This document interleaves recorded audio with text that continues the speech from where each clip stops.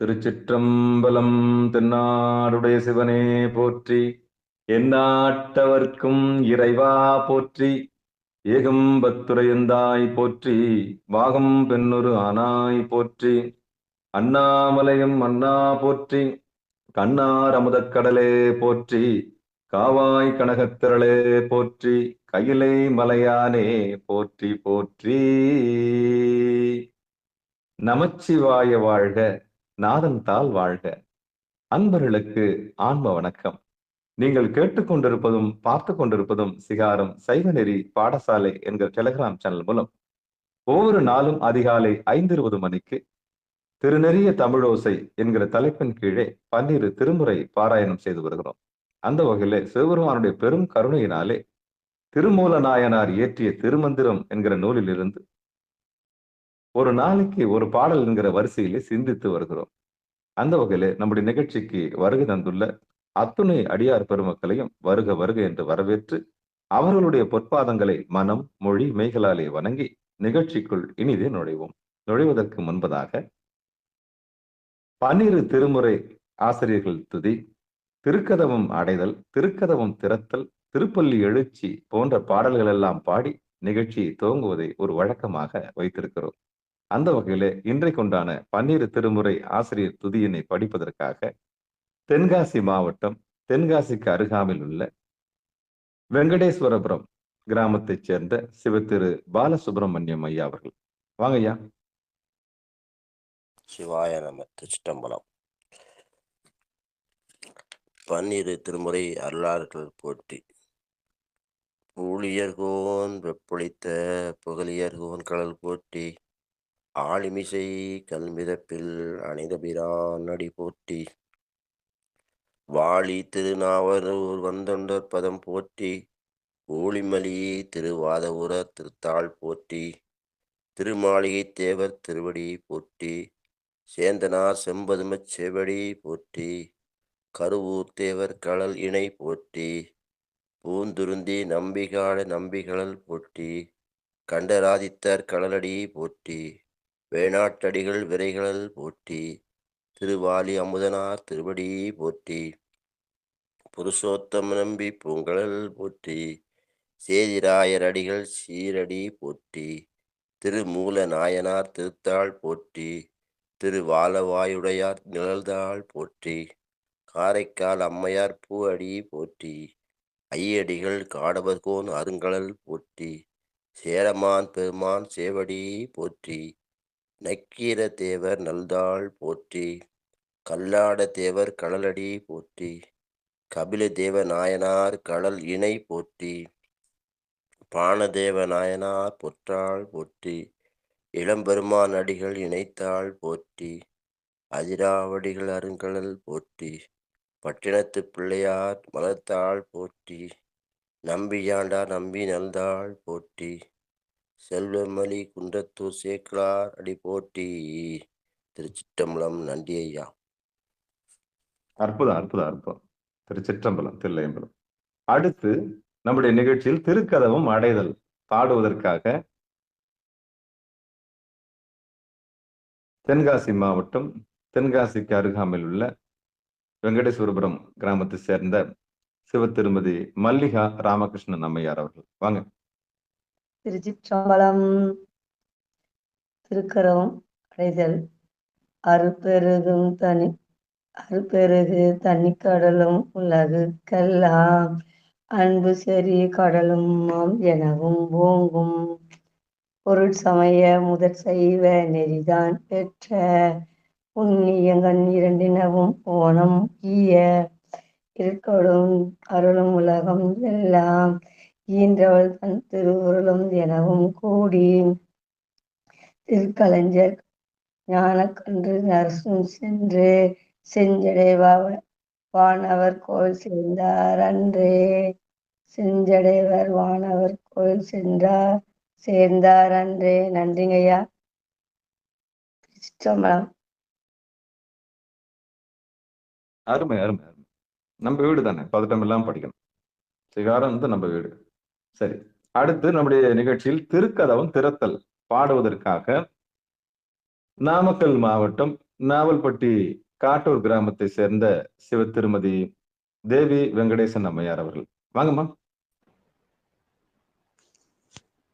திருச்சிற்றம்பலம் ஐயா. இந்த நாள் மிகவும் சிறப்பான நாளாக அமைய வாழ்த்துக்கள்.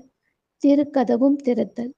பெருமான் பேரானந்தத்து பிரியாதிருக்க பெற்றீர்காள் அருமானுற்றை பின்னை நீ அம்மா அலங்கி அரற்றாதே. திருமாமணிச்சே திருக்கதவும் திறந்த போதே சிவபுரத்து திருமால் அறியா திருப்புயங்கன் திருத்தால் சென்று சேர்வோமி. திருமால் அறியா திருப்புயங்கன் திருத்தால் சென்று சேர்வோமி.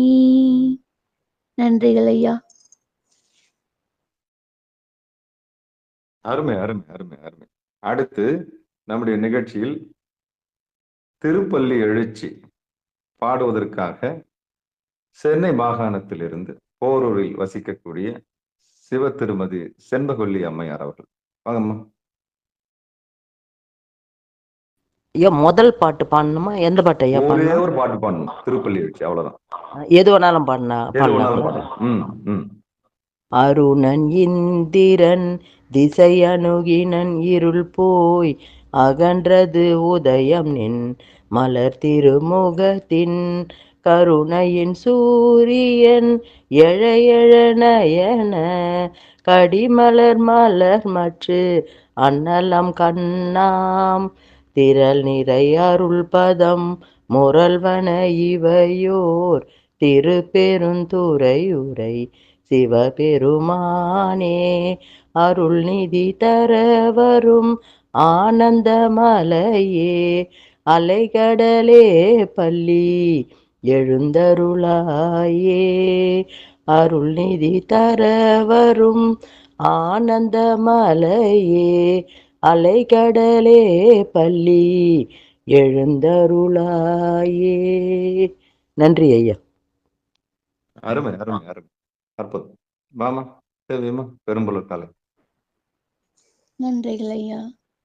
பெரும்புலர் காலை மூழ்கி பித்தருக்கு பத்தராகி அரும்பொடு மலர்கள் கொண்டங்கு ஆர்வத்தை உள்ளே வைத்து பெரும்புலர் காலை மூழ்கி பித்தருக்கு பத்தராகி அரும்பொடு மலர்கள் கொண்டங்கு ஆர்வத்தை உள்ளே வைத்து விரும்பினல் விளக்கு தூபம் விதியினால் இடவல்லார்க்கு கரும்பினில் கட்டி போல்வா கடவுர் வீரட்டனாரே.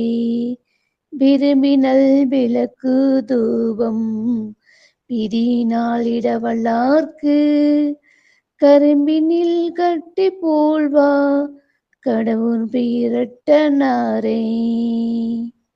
நன்றி. நன்றிகள் ஐயா. அருமை அருமை அருமை. பெரும்புலர் காலை மொழி. அற்புதம் அற்புதம் அற்புதம். திருச்சிற்றம்பலம். தென்னாடுடைய சிவனே போற்றி, எந்நாட்டவர்க்கும் இறைவா போற்றி, ஏகம்பத்துரையந்தாய் போற்றி, பாகம் பெண்ணுரு ஆனாய் போற்றி, அண்ணாமலையம் அண்ணா போற்றி, கண்ணார் அமுதக் கடலே போற்றி, காவாய் கனகத்திரளே போற்றி, கைலை மலையானே போற்றி போற்றி. அன்பர்களுக்கு ஆன்ம வணக்கம். சிவபெருமானுடைய பெரும் கருணையினாலே திருமூல நாயனார் இயற்றிய திருமந்திரம் என்கிற நூலிலிருந்து ஒரு நாளைக்கு ஒரு பாடல் என்கிற வரிசையில சிந்தித்து வருகிறோம். மீண்டும் ஒரு முறை நம்முடைய நிகழ்ச்சிக்கு வந்துள்ள அத்துணை அடியார் பெருமக்களையும் வருக வருக என்று வரவேற்று அவர்களுடைய பொற்பாதங்களை மனம் மொழி மெய்களாலே வணங்கி நிகழ்ச்சிக்குள் இனிது நுழைவோம். இப்படி ஒரு நமக்கு களத்தை ஏற்பாடு செய்து கொடுத்திருக்கிற சிகாரம் சைவநெறி பாடசாலை என்கிற அமைப்பிற்கும் நம்ம எல்லாம் இந்த அதிகாலை பொழுதிலே ஒருங்கிணைத்து வைத்திருக்கக்கூடிய, ஒன்றிணைத்து சேர்த்து வைத்திருக்கக்கூடிய இந்த பிரபஞ்சமாக இருக்கக்கூடிய எல்லாம் வல்ல திருவருள் என்று சொல்லக்கூடிய சிவபெருமானுடைய பொற்பாதங்களுக்கும் நம்முடைய மனம் மொழி மெய்களாலை வணங்கி உடல் பொருள் ஆவி அத்தனையும் சமர்ப்பித்து பிறந்து மொழி பயின்று நமக்கு தாயாகவும் நமக்கு தந்தையாகவும் பிறகு இந்த உலகத்தை சுட்டி காண்பித்து வந்த ஒரு காரிய குருவாகவும் பிற காரண குருவாகவும் வந்து பிறகு இந்த உலகம் பொய்யாயின எல்லாம் போயகல வந்தருளி மெய்ஞானமாகி மெழுகின்ற மெய்ச்சுடரே அந்த மெய்ச்சுடரை புருவ நடுவிலே காண்பித்து கொடுத்து நமக்கு நம்மையே அறிவித்து கொடுத்த அந்த உத்தம குருவான அந்த குருவர்களுக்கு நம்முடைய உடல் பொருள் ஆவி அத்தனையும் சமர்ப்பித்து நிகழ்ச்சிக்குள் இனிதே நுழைவோம். திருச்சிற்றம்பலம் தில்லையம்பலம். குருவருள் இல்லைன்னா திருவருள் இல்லை. குருநாதரை இறுக்கி பிடிச்சுக்கணும்.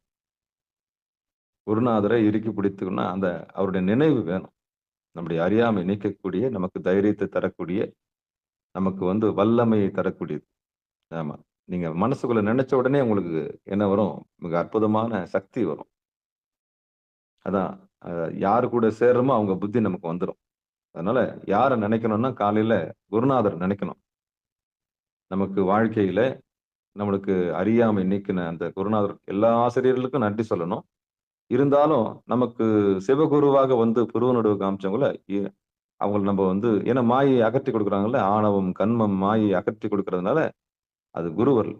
திருவருளே மானுட சட்டை தாங்கி நமக்கு போதித்து நம்மை கொண்டு திருவடியில சேர்க்கிறது இல்லையா? எந்தவித எதிர்பார்ப்பும் இல்லாம, ஒரு நயா பைசா எதையுமே எதிர்பார்க்காம அன்பை மட்டும் போதிச்சு திருவடிக்கு வந்துருங்கன்னு கூப்பிடுது இல்ல, அது எவ்வளவு பெரிய தியாகம். இந்த கலியுகத்துல இப்படி திரும்பினா காசு, அப்படி திரும்பினா காசு, இங்க போனா காசு, அங்க போனா காசு, இங்க நின்னா காசு, அங்க நின்னா காசு, இறைவனையே என்ன தருவான் அம்பலத்தவன், அப்படிப்பட்ட அம்பலவானனை உங்களையே அறிமுகப்படுத்தி ஒரு கண்ணாடி மாதிரி இருந்து சாமி நடத்துறாங்க இல்லையா? அப்போ அந்த குருநாதருக்கு மனம நன்றி சொல்லி அவங்கள நம்ம நினைச்சோம்னா அறியாமை நீங்கி அறிவுக்கு நம்ம உள்ள நுழையலாம்னு சொல்லி குருவருளை என்னைக்குமே மனதார நினைக்கணும். எழுதி வந்த ஏனிய ஒருபோதும் என்ன பண்ணக்கூடாது. நம்ம வாழ்க்கையில யாரெல்லாம் நமக்கு உதவி செஞ்சாங்களோ அவங்களுக்கு நன்றி சொல்லி, பிரபஞ்சத்துக்கு நன்றி சொல்லி, அந்த இரவு படுக்கும் பொழுதும் காலையில எழுந்துக்கும் போதும் அத்தனை பேருக்கு நன்றி சொல்லி எழுந்துக்கணும். திருவருள் கருணைக்கு நன்றி சொல்லி எழுந்துக்கணும். அப்படி குருவருளுக்கும் நம்ம நன்றி சொல்லணும். நமக்கு வழி நடத்துறாங்க இல்லையா, அந்த குருநாதர் நல்லா இருந்தா தான் நமக்கு அடுத்த நிலையை நமக்கு சுட்டி காண்பித்து நல்ல நிலைமைக்கு நம்ம எல்லாம் போக முடியும்னு சொல்லி அந்த குருவருளை மீண்டும் மனமொழி மெய்களாலே வணங்கி, குருநாதர் இல்லைன்னா எந்த வித்தையும் பாழ். ஆமா, எவ்வளவு பெரிய பாண்டித்யம் உங்களுக்குள்ள இருந்தாலும் குரு இல்லைன்னா முடியாது. நீங்க எப்படிப்பட்ட எதுவாக இருந்தாலும் சரி, நீங்க எந்த வயதை பொறுத்த இருந்தாலும் சரி, உங்களுக்கு இறைவன் குருவருளாகத்தான் இறங்கி வருவோம். ஒருபோதும் நேரடியா என்ன பண்ண மாட்டான், வரமாட்டான். அப்படி இறங்கி வந்தானா அன்பாக இறங்கி அம்மையப்பரே அவர் அம்மையப்பரா தான் இறங்கி வருவாராம். தனியா வரமாட்டார் சாமி. ஒருபோது இறங்கி வரும்போது அம்பாலோட சேர்ந்து தான் இறங்கி வருவார். அப்படி இறங்கி வரும்போது நந்தியம்பெருமானோட சேர்ந்து தான் இறங்கி வருவார். அப்படி வந்தா குழந்தை குட்டியோட தான் சேர்ந்து வரும். முருகனும் விநாயகர் இப்படி எல்லாம் குடும்ப சகிதமா தான் சாமி இறங்கி வருவாரை தவிர தனித்து என்ன பண்ண மாட்டார். அப்படி வந்தா நம்மளை ரட்சிக்க வரணும்னா குருவா தான் இறங்கி வருவார். அப்படிப்பட்ட குருவர்களுக்கு நன்றி சொல்லி நிகழ்ச்சிக்குள்ள இனிதே நுழைவு. திருச்சிற்றம்பலம். திருமந்திரத்தில் திருமூல நாயனார் திருவடிகளே போற்றி போற்றி. திருமந்திரத்தில் 3ஆம் தந்திரத்தில் 18வது தலைப்பாக இருக்கக்கூடிய கேசரி யோகம் என்கிற தலைப்பின் கீழே நாம் இன்றைக்கு 23வது பாடல் சிந்திக்க இருக்கணும்னு நினைக்கிறேன். 23வது பாடல். ஆமா, 21 ஒழிகின்ற வாயுவும் 22 பையின் உள்ளே 23வது பாடல். 18வது தலைப்பு கேசரி யோகம். அந்த கேசரி யோகத்துக்கு கீழே 23வது பாடலாக இருக்கக்கூடிய திருமந்திர பாடல் நம்ம இன்னைக்கு சிந்திக்க இருக்கிறோம். திருமூல நாயனார் திருவடிகளை மனமொழி மெய்களாலே வணங்க நிகழ்ச்சிக்குள் இனித நுழைவு. விலங்கிடும் வாயுவை மேலழ உண்ணி நலங்கிடும் கண்டத்து நாடியின் உள்ளே வணங்கிடு மண்டலம் வாய்ந்திட கும்பி கனங்கிட நின்றவை சொல்லலுமாமே. விலங்கிடும் வாயுவை மேலெழ உண்ணி நலங்கிடும் கண்டத்து நாடியின் உள்ளே வணங்கிடு மண்டலம் வாய்த்திட கும்பி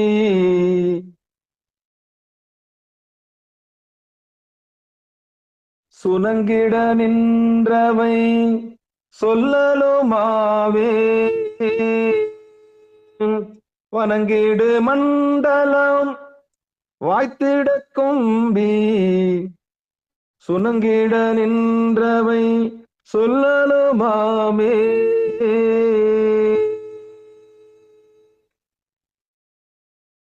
திருச்சிற்றம்பலம். இனி பாடலை கொஞ்சம் பதமா பிரிச்சு பார்த்துருவோம். விலங்கிடும் வாயுவை மேலெழ உண்ணி நலங்கிடும் கண்டத்து நாடியின் உள்ளே வணங்கிடு மண்டலம் வாய்ந்திட கும்பி சுனங்கிட நின்றவை சொல்லலும் மாமே. அவ்வளவுதான் செய்தி. இனி பாடலுக்கு உண்டான பொழிப்புரையை பார்ப்போம். சிவத்திரு மாணிக்க வாசகனார் மாணிக்க வாசகனார் பொழிப்புரை எழுதிய பொழிப்புரையிலிருந்து படிப்போம். தொப்பூழிலும் கழுத்திலும் உள்ள பிராணனை மேல் நோக்கி செலுத்த நினைத்து நல்கிடும் கண்டத்து நாடியின் உள்ளே கழுத்தை சுருக்கி நடுநாடியின் உள்ளே செலுத்த வணங்கிடும் மண்டலம் வாய்த்திட வணங்கத்தக்க மதிமண்டலம் விளக்கம் உறும். இதனால் உயிர்ப்பு குவிந்து ஒருமுகப்பட்டு ஒன்று இருக்கும் என்று சொல்லலாம். உள்ள போலாம். இன்னும் ஒரு முறை பொழிப்புரையை படிச்சிட்டேன். தொப்புளிலும், அதான் தொப்புள், கழுத்திலும் உள்ள பிராணனை மேல் நோக்கி செலுத்த நினைத்து நலங்கிடும் கண்ட நாடியின் உள்ளே நலங்கிடும் கண்டத்து நாடியின் உள்ளே கழுத்தை சுருக்கி நடுநாடியின் உள்ளே செலுத்த வணங்கிடும் மண்டலம் வாய்த்திட வணங்கத்தக்க மதிமண்டலம் விளக்கம் உறும். இதனால் உயிர்ப்பு குவிந்து ஒருமுகப்பட்டு ஒன்று இருக்கும் என்று சொல்லலாம். இதுதான் பாடலுக்குள்ள அர்த்தம். அப்போ கேசரின்னா சிம்மம், சிம்மம்னா சக்தி, சக்தியை நிலையில்லாததுக்கு செலவு பண்ண போறீங்களா, நிலையானது செலவு பண்ண. அதான் நிகழ்ச்சி ஆரம்பிக்கும் போதே சொன்னேன். வாழ்நாள்ல எதெல்லாம் நேசிக்கணும்னு தெரியாமலே நேசிச்சு நேசிச்சு நேசிச்சு நம்ம சக்தி விரயமானதை நினைச்சு வருத்தப்பட்டு தான் இப்ப நிற்கும். அதாவது அறிவு வந்த பிறகு வருத்தப்படுறோம். தேவையில்லாததுக்கெல்லாம் மனசு செலவு பண்ணி தேவையில்லாததுக்கெல்லாம் இவ்வளவு சக்தியை நம்ம விரயமாக்கிறோமே. இதுவாகணும் அதுவாகணும் எதுவாகணும், கடைசியில இறைவனாகணுன்ற முடிவுக்கு வரலையே. இறைநிலையை அடையணுன்ற எண்ணம் எப்ப வருது? ஆஞ்சி ஓஞ்சி ரத்தம்லாம் ஓஞ்ச பிறகுல வருது. அப்படி வரக்கூடாது. நல்ல ரத்த தொகுர் இருக்கும் போதே, நல்ல ஆரோக்கியம் இருக்கும்போது எம்பெருமானுடைய திருவடியை தேடி வரணும். அதுதான் நல்ல குருநாதருக்கு நல்ல வழிகாட்டி. நல்ல அப்பா அம்மா பெற்றோர்கள் இறைவனை தான் முதல்ல குழந்தைக்கு அறிமுகப்படுத்தணுமே தவிர, நீ இறைவனா தான் இருக்கிறன்னு குழந்தைக்கு அறிமுகப்படுத்தணுமே தவிர, நீ அதுவாக போறியா இதுவாக போறியா அதுக்கு லேட் பண்ணக்கூடாது. அது நம்ம சாமியார மாத்தல. அது எதை தெரிஞ்சுக்கணுமோ அதை தெரிஞ்சுக்கிட்டோம். முதல்ல படைப்பினுடைய மூலத்தை தெரிஞ்சுக்கணும். படைத்து காத்து அழித்து மறைத்து அருளக்கூடிய ஒருவன் உலன். அவன் இல்லைன்னா உலகம் இல்லை, அவனை இறுக்கி பிடித்துக் கொள்வாயாக குழந்தாய் அப்படின்னு குழந்தைக்கு போதிக்கணும். அப்போ முழுமுதற் கடவுளை முதல்ல அறிமுகப்படுத்தணும். அவனின்றி ஒரு அணுவும் அசையாது, அவர் தான் நடத்துறாருன்ற அறிவு அதுக்கு அப்பவே ஊட்டிட்டோம்னா, தேவையில்லாத விஷயங்கள்ல தலையிட்டு விருப்பப்பட்டு வாழ்நாளை செலவு பண்ணி நொந்து நூலாகி 35 45 60 வயசு ஆன பிறகு அதுக்கப்புறம் தான் நடத்துறது இறைவன் தெரிஞ்சுக்கிறதுக்கா இவ்வளவு காலம்? நாம தான் ஏதோ லோல் பட்டு லொங்கி அடிச்சு நாடி ஓடி ஆடி பாடி ஓஞ்சி ரத்தம் உறைஞ்சி போன பிறகு இறைவனை தெரிஞ்சுக்கணும். இப்படி இறைவனை தெரிஞ்சுக்கிறதுக்கு காலம் 50 60 70 வயசுன்னு கால அளவுலாம் கிடையாது. நாம நொந்து நூலாகி போனது மாதிரி நம்ம குழந்தைங்க நொந்து நூலாக கூடாது. படைப்பின் மூலத்தை, படைப்பின் ரகசியத்தை, படைப்பினுக்குண்டான எல்லாவற்றையும் படைத்து காத்து அழித்து மறைத்து அருளக்கூடிய ஒருவன் உலன். அவன் சிவபெருமான் சொல்லிட்டு குழந்தைக்கு அறிமுகப்படுத்தக்கூடிய ஒரு நல்ல வாய்ப்பை குழந்தைக்கு அதாவது ரொம்ப இளமையிலே கொடுத்துடணும். ரொம்ப இளமையிலே கொடுத்துடணும். அப்பதான் அது உலகத்தை எதிர்கொள்ளக்கூடிய ஆற்றல் அதுக்கு வரும். இல்லைன்னா அது நாம செய்யற துரோகம்.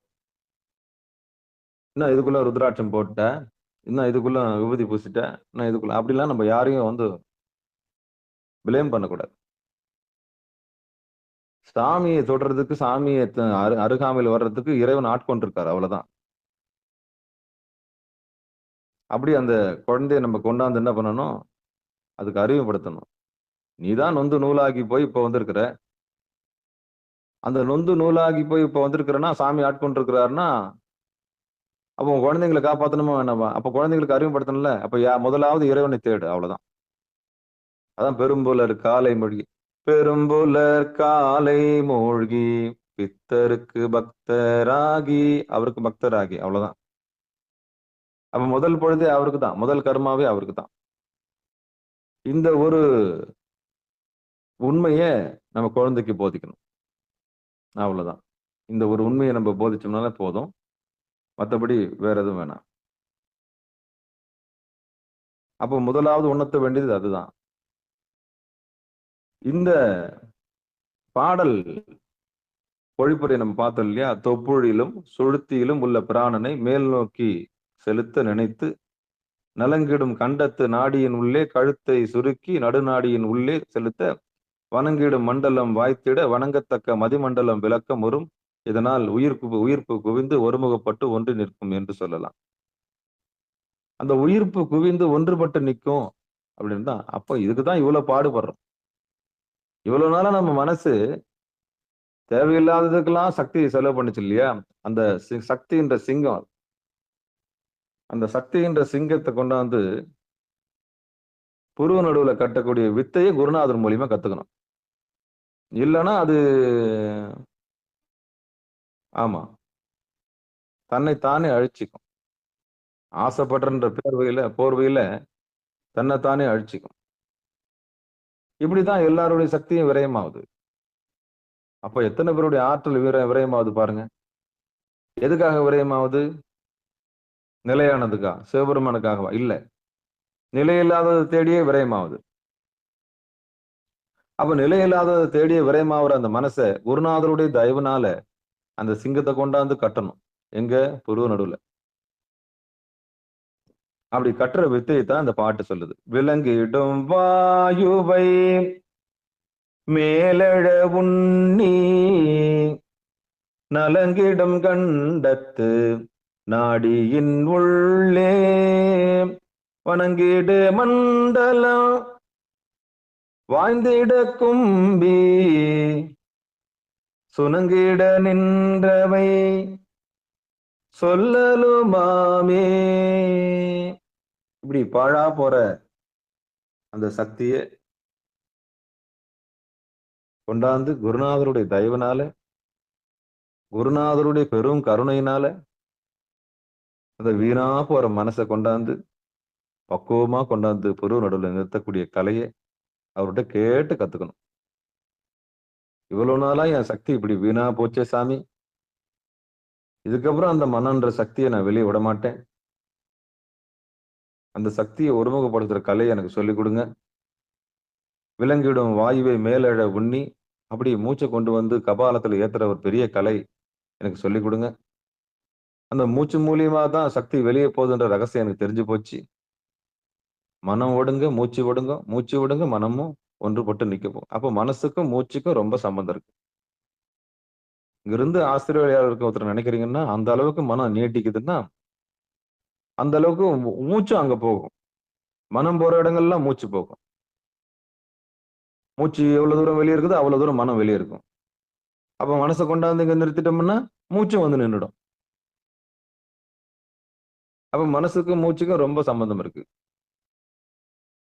அதுதான் சொல்லுது. விலங்கிடும் வாயுவை மேலழ உண்ணி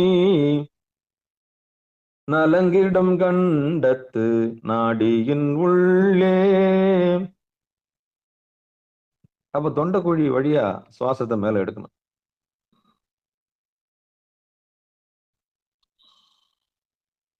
அது ஒரு கலை, அது ஒரு அற்புதமான கலை.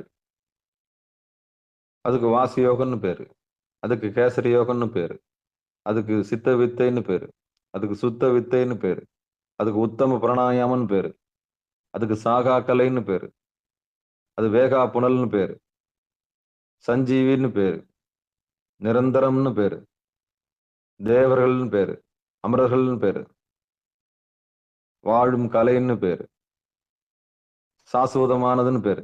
இத்தனை பேர்களை உடையதுதான் அந்த வாசி யோகம்.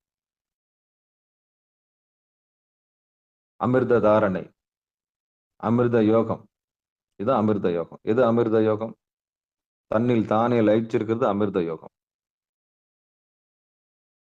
அப்ப இவ்வளவு ஒரு உண்மையை சொல்ல வர்றார் திருமந்திரத்துல. அப்ப இந்த உண்மைய ஒரு குருநாதர் மூலம் கத்துக்கணும்ன்ற எண்ணம் வரணும் இல்ல? இது எப்படி சாமி செய்யணும்? நாங்கெல்லாம் எப்படி சிவஸ்வரூபமா மாறுது? அம்மையே அப்பா, ஒப்பிலாமணியே, அன்பினில் விளைந்த ஆரமுதே, பொய்மையே பெருக்கி பொழுதனை சுருக்கும் பொழுத்தலை புலையனேன் தனக்கு செம்மையே ஆய சிவபதம் அளித்த செல்வமே சிவபெருமானே, இம்மையில் உன்னை சிக்கென பிடித்தேன், எங்கெழுந்து அருளுவது இனியே. அந்த சிக்கன்னு பிடிக்கிற இடம் எது? அதான் குருநாதர். சிக்கென பிடித்தேன், எங்கு எழுந்து அருளுவது இனியே. அப்போ அருவரத்தில் ஒருவன் குருவரனாக வந்து அந்த இடத்தை காமிச்சு கொடுத்தா தானே சிக்கன்னு பிடிக்க முடியும்.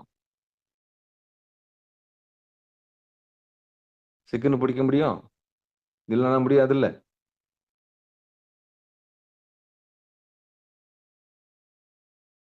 நல்லா புரிஞ்சுக்கணும். அப்போ அந்த இடத்தை பிடிக்கணும்னா ஒரு பெரிய தயவும் கருணையும் குருநாதருடைய அருளும் வேணும். அப்போ விலங்கிடும் வாயு மேலெழ உண்ணி நகைத்து நலங்கிடும் கண்டத்து நாடியின் உள்ளே வணங்கிடும் மண்டலம். மண்டலம்னா ஞான மண்டலம். ஞான மண்டலம்ன்றது புருவ நடு. வலது கண்ணு சூரியன், இடது கண்ணு சந்திரன், புருவ நடுவுல புருவ நடுன்ற மண்டலத்துல உட்காந்து நம்ம என்ன பண்ண போறோம்? அங்க தவம் பண்ண போறோம். அப்படி தவம் பண்ணும் போது வணங்கிடும் மண்டலம் வாய்ந்திட கும்பி சுணங்கிட நின்றவை சொல்லலும் ஆமே. அப்படி உட்கார்ந்து பண்ணும்போது மனம் குவிஞ்சிரும். மனத்தினுடைய ஆற்றல் எல்லாம் ஒன்னா குவிஞ்சிரும். அப்போ நீங்க ஆற்றல் மிக்க மனிதரா மாறுவீங்க. ஆற்றல் மிக்க மனிதரா மாறுவீங்க. உங்களுக்கு சக்தி விரயமாகாது. இப்போ ஒரு நாளைக்கு 1000 ரூபாய் செலவு பண்றீங்க. அந்த 1000 ரூபாய் செலவு பண்ற அமௌண்ட்ல இருந்து ஒரு 500 ரூபாய் எடுத்து பேங்க்ல போட்டா 30 நாளைக்கு எவ்வளவு வருது பாருங்க. அப்போ வீணான செலவு பண்றதெல்லாம் செலவு பண்ணி அது தேவையானது மட்டும் செலவு பண்ணிட்டு மிச்சத்தை நீங்க பேங்க்ல போட்டா ஒரு நாளைக்கு ஒரு 300 ரூபாய் போட்டா கூட 3 9 9,000 ரூபாய் வந்துருது இல்ல, 9,000 ரூபாய் வந்துருது இல்ல. அப்போ அது மாதிரி தான் நம்ம ஆற்றலை இப்படி குவிக்க குவிக்க சாமி திருவள்ளுவர் கருணை செய்யறார். அதைத்தான் சொல்றாங்க, உயிர்ப்படையும் ஒலி மண்டலம். அந்த ஒலிய நமக்குள்ள இருக்கிற ஒலியை நம்ம பார்க்கணும்னு சொன்னா தன்னில் தான் அடங்கி இருக்கணும். தன்னில் தானே அடங்கி இருக்கிற கலையை குருநாதர் மூலியமா கத்துக்கணும். இவ்வளவு நாள் போச்சு, போனது போச்சு, விட்டுருங்க. இதுக்கப்புறம் இந்த உடம்பு மனசு உயிர், இந்த உடம்பு உட்காருது, மனசு எவ்வளவு தூரம் இருக்குன்னு பார்க்கணும். நீ எங்கதான் இருக்கிறன்னு பார்க்கணும். அதை கொண்டாந்து அதுகிட்ட பேசணும்.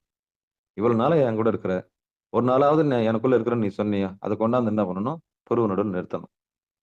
அப்போ உயிர்ப்பு ஒடுங்கணும். ஞான மண்டலம்ன்றது புருவ நடுவில் நிறுத்தணும். நிறுத்தி ஏகாந்தமா பார்க்கிற கலையை கத்துக்கணும். முதல் பார்க்கும்போது கஷ்டமா தான் இருக்கும். அப்படி கஷ்டமா இருக்கும்போது ஏதாவது தேவார திருவாசகத்தை ஓட விட்டுட்டு ஒலிக்க விட்டுட்டு பாட விட்டுட்டு கேட்கணும், இல்லை உட்காரணும்.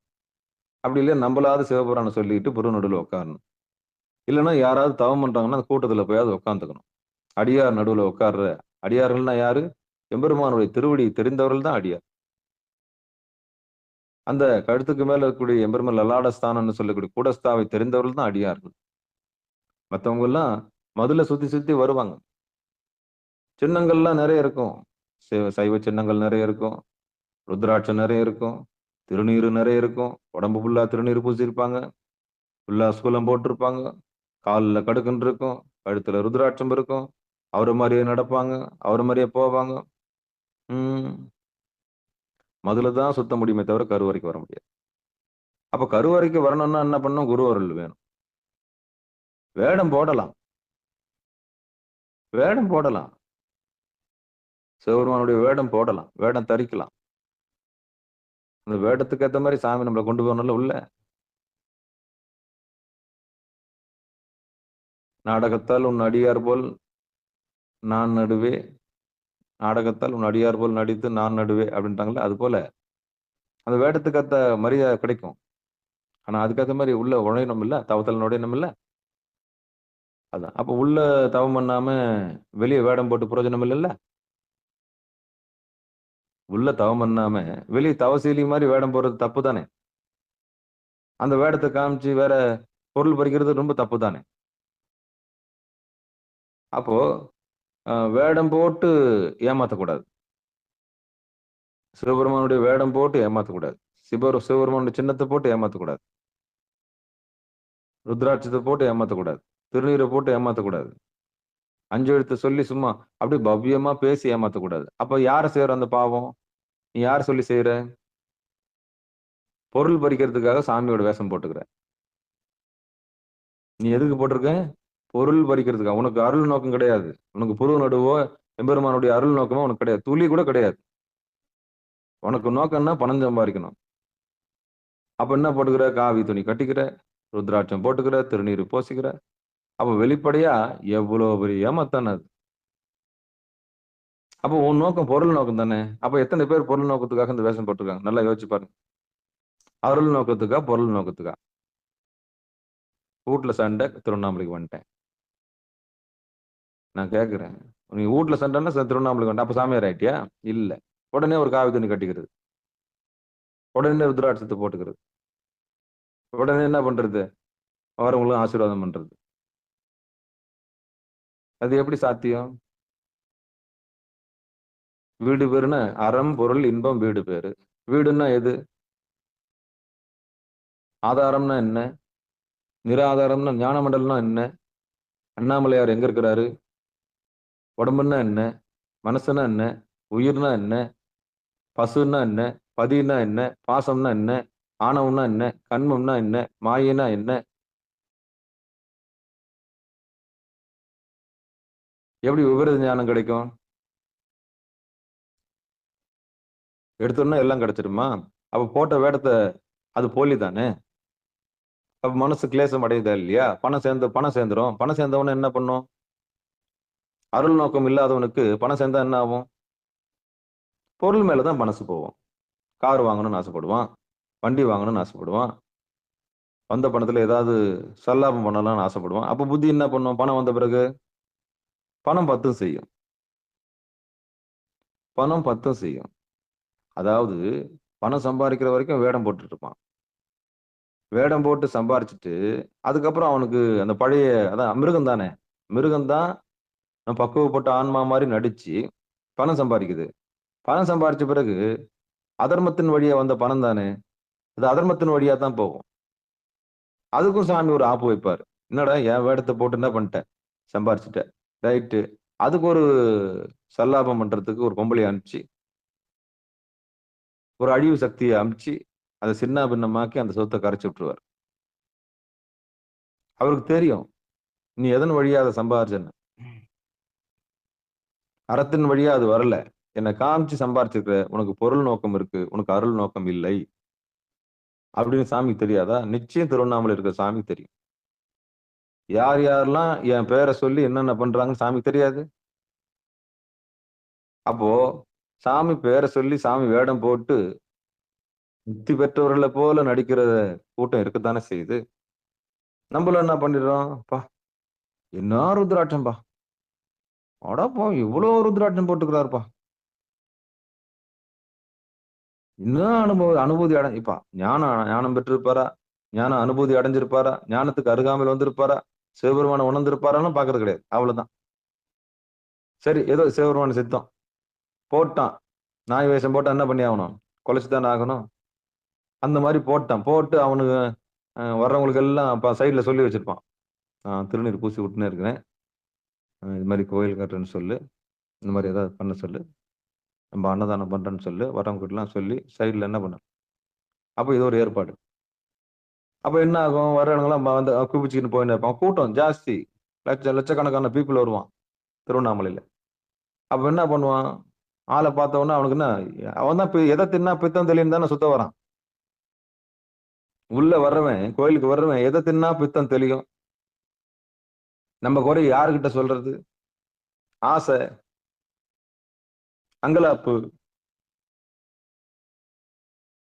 ஏதாவது நடக்காதான்னு தானே ஒரு ஏக்கத்தில் தானே வரான். அப்ப அவனுக்கு இவனை பார்த்த உடனே என்ன ஆகும், அப்போ அடி பூசி விடுறாருப்பா, பூசி விடுறாருப்பா, பூசி விடுறாருப்பா அப்படின்னு பூசி விட்டோம். ரைட்டு. பூசின உடனே இவனுக்கு வினை போயிடுச்சு, இவன் நினைப்பான் ரைட் நல்லது. அவன் என்ன பண்ணுவான், வந்த ஏதாவது இங்க நாங்க ஏதாவது பண்ணிட்டு இருக்கோம், அதுக்கு ஏதாவது பண்ணிட்டு போடணும். இவன் அன்பால் என்ன பண்ணிட்ட கொடுத்து இப்படிதான் நடக்கும். அப்போ பொருள் பற்றி செய்கிற பூசை, அருள் பற்றி செய்கிற பூசை. அப்ப வேடம் போட்டு செய்யறது அந்த வேடத்திலேயே முடிஞ்சு போயிடும். அப்ப சாமி அதுக்கு ஒரு ஆப்பு வச்சிடுறாரு. அப்ப முறையற்ற பணம் முறையற்றதாகவே போய்விடும். சாமி பேரை சொல்லி முறையற்ற சேர்த்த பணம் முறையற்ற விஷயத்துக்கே போய் ஒரு முரண்பாடுலயே முடிஞ்சிடும். ஏன், அது கொள்ளையில போய் முடியும். ஏன்னா அங்க நிம்மதி இருக்காது. ஏன்னா அது எப்படி வந்த பணம், பொய் சொல்லி வந்த பணம், ஏமாற்றி வந்த பணம். அந்த பணம் ஒருபோதும் நிம்மதியை தராது. அப்ப உண்மையானவங்க எப்படி இருப்பாங்கன்னா சாஸ்வதமாக இருப்பார்கள், எதையும் எதிர்பார்க்க மாட்டாங்க, கொடுத்துட்டு போயிட்டே இருப்பாங்க. இதுதான் உண்மை, இதுதான் விஷயம், வாங்க அவ்வளவுதான். இதுதான் உண்மை, இதுதான் விஷயம். வெட்டு ஒண்ணு துண்டு ரெண்டு, இங்க எந்த பேதமும் கிடையாது. நீ என்ன ஜாதி வேணா இரு, அவ்வளவுதான். உனக்கு உண்மை வேணுமா வா. பணிவு இருக்கணும், முதல்ல பக்தி இருக்கணும். அததான் பார்ப்பாங்க. உள்ள எப்படி குரூரமான நெஞ்சான்னு பார்ப்பாங்க. ஓஹோ, அப்ப இது கொடுக்கறது வேஸ்ட், இவளுக்கு உபதேசம் கொடுக்கறதே வேஸ்ட். பாறை மேல விதைக்கிறதும் ஒண்ணுதான், அது நெருப்புல போறதும் ஒண்ணுதான். அப்ப இது முளைக்காதுன்னு தெரிஞ்சா அங்க போடக்கூடாது விதைய. ஆணவம் அப்படிப்பட்ட ஆணவமா இருக்கும். அப்ப பக்குவப்பட்டு வரும்போது என்ன பண்ணிக்கலாம், அப்ப மனம் பக்குவப்படணும். இப்ப அவங்களுக்கு தான் உபதேசம். அப்போ இந்த விலங்கிடும் வாயுவை மேல உண்ணினா அந்த மூச்சை மேல ஏற்றக்கூடிய கலைய அந்த தொப்புள் வழியா நின்னு தொண்டை குழியில நிறுத்தி அழகா மூக்கு வழியா சுவாசம் பண்ணாம குருநாதர் மூலியமா அந்த உள்நாக்கு வழியா பயணிக்கிற வித்தையை நம்ம கத்துக்கணும். அதுக்கு சமீரணன் பேர். சமஸ்கிருதத்துல சமீரணன் பேர். சமீரன்னா சமமா மேலும் கீழும் உள்ளவே இருக்கு. இந்த நிலைக்கு பேருன்னா நிஷ்கலத்துவம். சமஸ்கிருதத்துல என்ன பேர் இருக்கு, நிஷ்கலத்துவம். அப்ப சுவாசம் வெளியே போகாம, மனம் வெளியே போகாம உள்ளில் ஒடுங்கி நிக்கிறதுக்கு என்ன பேரு, நிஷ்கலம். அப்படி சுவாசம் வெளியே போடுச்சுன்னா அதுக்கு பேர் என்ன, சகலம். இன்னும் தமிழ்ல சொல்லட்டுமா, இறைவனுக்கு கலங்கம் உள்ளது, கலங்கம் இல்லாது. கலங்கம் இல்லாமல் இருக்கும்போது இறைவன் தன்னில் தானே அடங்கி இருக்கின்றான். இறைவனுக்கு ரெண்டு நிலைமை. நம்மளுக்குள்ள இருக்கு, எல்லாருக்குள்ள இறைவன் இருக்கிறான். இப்ப உங்களுக்குள்ள இறைவன் இருக்கிறான். இறைவனுக்கு ரெண்டு நிலைமை, கலங்கமுள்ள நிலைமை, கலங்கம் இல்லாத நிலைமை. அது என்னங்க ஐயா கலங்கமுள்ள நிலைமை, கலங்கம் இல்லாத நிலைமை? கலங்கம் இல்லாம இருக்கும்போது தூங்கும்போது இருக்கிறான். அவனே நான் என்ற நிலைமை எழுந்து வரும்போது என்ன ஆகுது, கலங்கம் ஏற்படுது. நிஷ்கலமாக இருந்த இறைவன் சகலமாக மாறுகிறான். அப்படி மனமாக அவன் எழுந்திருக்கும் போது கலங்கம் ஏற்பட்டு விட்டது. அப்படி மனமாக இருக்கிறவன் இதுவரைக்கும் தானாக, இதுவரைக்கும் சுயம்புவாக இருந்த, சிவமாக இருந்து ருத்ரனாக இருந்த இறைவன் இப்போ தானாகன்னா மனமாக எழுந்து வரான். அப்படி மனமாக எழுந்து வந்தவன் நானாக நிக்கிறான். அதான் அந்த உடம்பு. அப்போ மூணு நிலைமையில கலந்து வரான். அவன் ருத்ரனா இறங்கி, அவனே நாராயணனா இறங்கி, அவனே பிரம்மனா இறங்கி வரும்போது கலங்கமுள்ள நிலை ஏற்படுகிறது. இந்த நிலைக்கு கலங்கமுள்ள நிலை சகலம்னு பேர். அப்படி இந்த நான் என்ற நிலைமையும் தான் என்ற நிலைமையும் உண்டாகாத போது அவன் கலங்கமில்லாமல் இருந்தான். தூங்குற குழந்தைய போல இருந்தான். நான் என்றது அவனுக்கு இல்லவே இல்லை. எங்கேயும் சூது இல்லை, சூழ்ச்சி இல்லை, ஜாதி இல்லை, மண்ணாங்கட்டி இல்லை, எதுவுமே இல்லை. அப்படி இல்லாத இறைவனுக்கு என்ன பேருன்னா கலங்கம் இல்லாதவன் பேரு, நிஷ்கலம்னு பேரு. அப்படிப்பட்ட இறைவன் குழந்தையை போல இருப்பான். அவன் எழுந்து வரும்பொழுது மனம் உற்பத்தி ஆகிறது. எப்பொழுது மனம் உற்பத்தி ஆகிவிடுதோ அப்பவே வியாபாரம் ஸ்டார்ட் ஆயிடுச்சு. என்ன வியாபாரம்? இந்த மனசுக்கு என்ன வியாபாரம்? தூங்கும்போது நல்லா தான் இருந்தது. தூங்கி எழுந்தவொடனே என்ன பண்ணுது? என் வீடு, என் பொண்டாட்டி, அதை பண்ணணும், இதை பண்ணணும், இப்படி பண்ணணும், அவளுக்கு இதை பண்ணணும், இதுக்கு இவனுக்கு பண்ணணும், இவனுக்கு செட்டில்மெண்ட் அங்க பண்ணணும், இது அங்க பண்ணணும், அந்த கணக்கு, இந்த கணக்கு, பழைய கணக்கு, பால் கணக்கு, அந்த கணக்கு, இந்த கணக்கு, வியாபாரத்தை ஆரம்பிக்குது மனசு. இது வரைக்கும் நல்லா தான் இருந்தது. தூங்குற வரைக்கும் நல்லா தான் இருந்தது. ஏகாந்தமா தான் இருந்தது. கேவல நிலையில தான் இருந்தது. எப்ப இந்த மனம்னு ஒண்ணு உற்பத்தி ஆயிருச்சோ அப்பவே வியாபாரம் ஸ்டார்ட். வியாபாரம் ஸ்டார்ட் ஆன உடனே நானுன்றது முளைச்சுக்குது. என்னது? அந்த உடைமை வந்துடுது. என் பொண்ணு எந்து, ஆமா, அவனுக்கு அவ்வளவு கொடுக்கணும், இவனுக்கு இவ்வளவு கொடுக்கணும், இதை இப்படி பிரிக்கணும், அதை அப்படி பிரிக்கணும், இதெல்லாம் அப்ப வியாபாரம் ஸ்டார்ட் ஆயிடுச்சு. அப்ப இது வரைக்கும் கலங்கம் இல்லாத இருந்த இறைவன், சலனமே இல்லாம இருந்த இறைவன் திடீர்னு மனம் உற்பத்தி ஆன பிறகு என்ன ஆயிட்டான்? கலங்கிட்டான். அப்ப அந்த உயிர் மனமாகி இறங்கி பிறகு நான் என்ற நிலைமை இந்த உடம்பா எழுந்து நிற்கும் போது உடைமை ஆயிடுது. அப்ப பொசசிவ்னஸ். அப்ப நான் என்ற நிலைமை வந்துருது. இந்த நான் என்ற நிலைமை வந்த உடனே இறைவன் கலங்கி விடுகின்றான். அதாவது நான் என்ற சட்டையை மாட்டிக்கிறான். அப்போ இந்த உடம்பை என்னதுன்னு நினைக்கிறான். அப்புறம் இந்த மனசை என்னதுன்னு நினைக்கிறான். எல்லாரையும் ஆளணும்னு நினைக்கிறான். அப்போ என்ன வருது? காம, குரோதம், மோகம், லோபம், மதம், ஆச்சரியம், டம்பம், மசூய், 8 பேய் வந்துடுது. இது வரைக்கும் கலங்கம் இல்லாத இந்த இறைவன் இப்படி கீழே இறங்கி வந்த பிறகு இந்த 8 பேயோட மாட்டிக்கிறான். அப்படி மாட்டிக்கும் போது அப்போ எல்லா அந்த பிரச்சனை எல்லாம் வருது. சட்டையை பிடிச்சிக்கிறது, சண்டை அடிக்கிறது. இதுக்கப்புறம் நீ வரக்கூடாது, இதுக்கப்புறம் நீ வரக்கூடாது, நான் உன்கிட்ட பேச மாட்டேன், நீ என்கிட்ட பேசக்கூடாது. அப்போ களங்கமில்லாத இறைவன் களங்கமுள்ள ஒரு உயிராக மாறும்போது இந்த உலகத்தில் சலனம் ஏற்படுகிறது. அவ்வளவுதான். சலனமில்லாத இறைவன் சலனத்துக்கு ஆளாகும் பொழுது காம, குரோத, மோக, லோபம், மதம், ஆச்சரியம், டம்பம், அசூயை என்கிற 8 பேய் வந்து பிடிக்குது. இந்த 8 பேய் பற்றும் போது இந்த உயிர் சகலத்தில் மாட்டி தவிக்கிறது.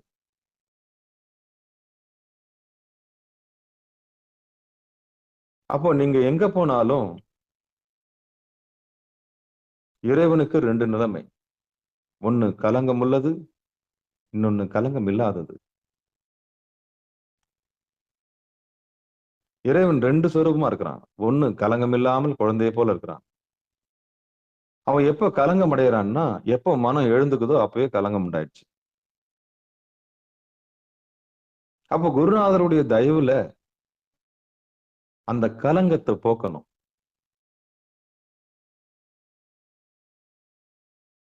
இதுவரைக்கும் தன்னை ஈஸ்வர சொரூபமா நினைச்சிட்டு இருந்த உயிர்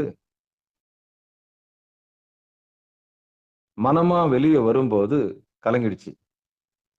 எப்போ மனம் உற்பத்தி ஆச்சோ அப்போ வியாபாரமும் விபச்சாரமும் மனசுக்குள்ள உண்டாயிடுச்சு. மனம் ஒரு வியாபாரி, இன்னும் சொல்ல போனா பச்சை விபச்சாரி, இன்னும் கேட்ட பச்சோந்தி. ஆளுக்கு ஏத்த மாதிரி பேசக்கூடிய டெக்னிக் மனசுக்கு உண்டு. எல்லாரும் ஏமாத்திரும். அப்போ இவ்வளவு தூரம் தந்திரம் இல்லாம, சூது இல்லாம, சூழ்ச்சி இல்லாமல் இருந்த இறைவன் எப்போ மனமாகி இறங்கி வந்தாரோ அப்பவே கடையை திறந்துடுச்சு. வஞ்சனை வந்துருச்சு. மனம் வந்த பிறகு நான் வந்துச்சு. நான் வந்த பிறகு உடைமை வந்துருச்சு. உடைமை வந்த பிறகு போட்டி வந்துருச்சு. அப்போ பேதம் வந்துருச்சு. இங்கதான் ஜாதி பிரச்சனை. இங்கதான் பேதம். நீ கருப்பு, நான் சிகப்பு, நீ ஆம்பளை, நான் பொம்பளை. இது வரைக்கும் என்னது, இது வரைக்கும் உண்டு, அது வரைக்கும் உன் வீடு, இது. அப்ப இத்தனை பேதங்களும் தூங்கும் போது இல்லவே இல்லை.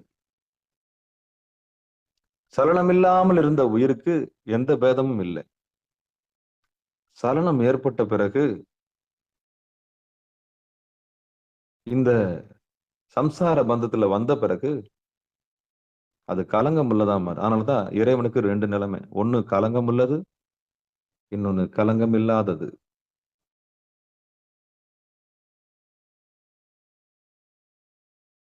நாம எல்லாமே இறை சொரூபமா தான் இருக்கிறோம். எப்போ?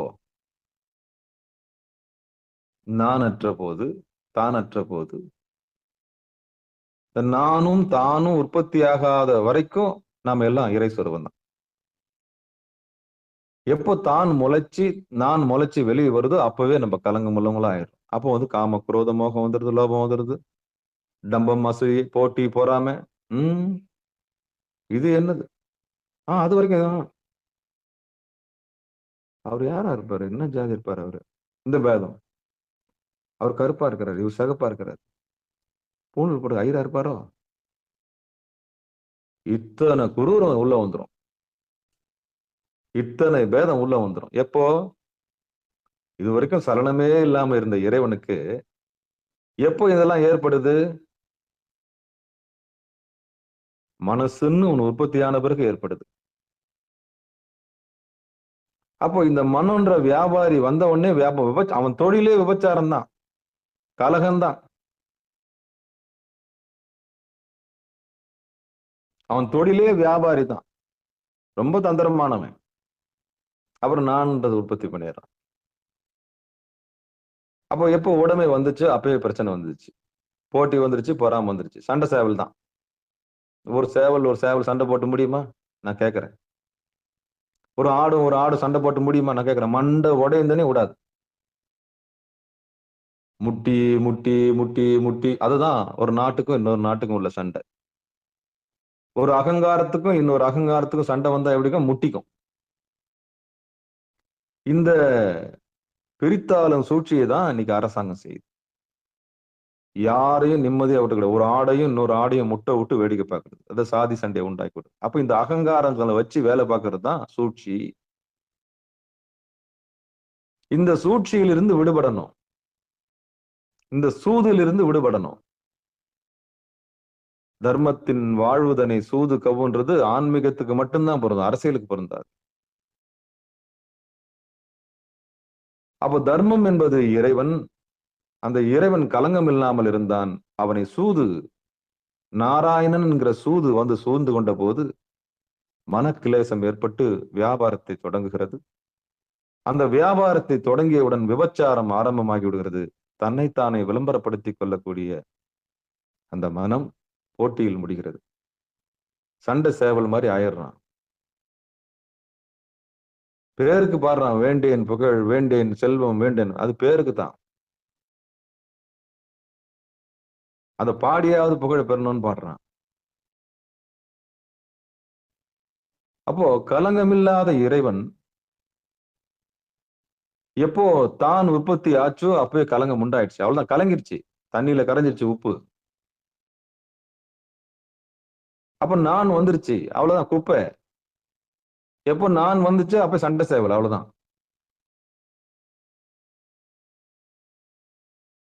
எப்போ நான் வந்துருச்சு அப்பயே சண்டை சேவல், அவ்வளவுதான். அது ஒருபோதும் முடியாது, அது ஒருபோதும் முடியாது. சேவல் சண்டையும் முடியாது, ஆட்டு சண்டையும் முடியாது.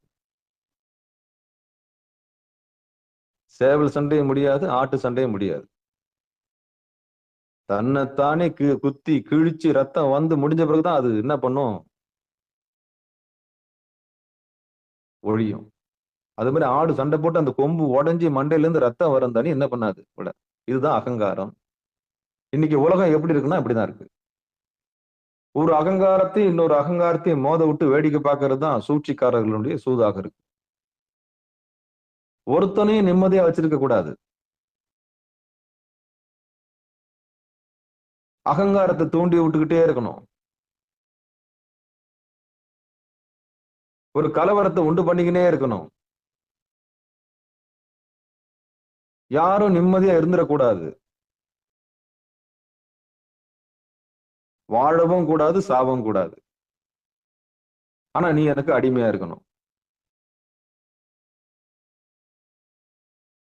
இதுதான் இன்னைக்கு லாஜிக். சத்தியத்தை யாரும் தெரிஞ்சுக்க கூடாது. உண்மையை யாரும் தெரிஞ்சுக்க கூடாது. நீங்க நிம்மதியா இருக்கக்கூடாது. அவ்வளவுதான். எங்களுக்கு என்னன்னா சூழ்ச்சிக்காரர்களுடைய சூழ்ச்சி நோக்கம் என்ன? நீங்க நிம்மதி அடைஞ்சுட்டா எங்க வியாபாரம் பாதிக்கும்ல. நீங்க விழிப்புணர்வு பெற்று விட்டால்,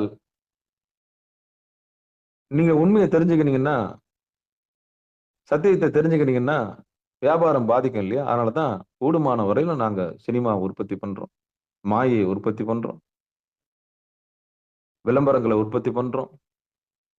ஆக மொத்தம் உண்மையை நீங்க தெரிஞ்சுக்க கூடாது. அவ்வளவுதான்.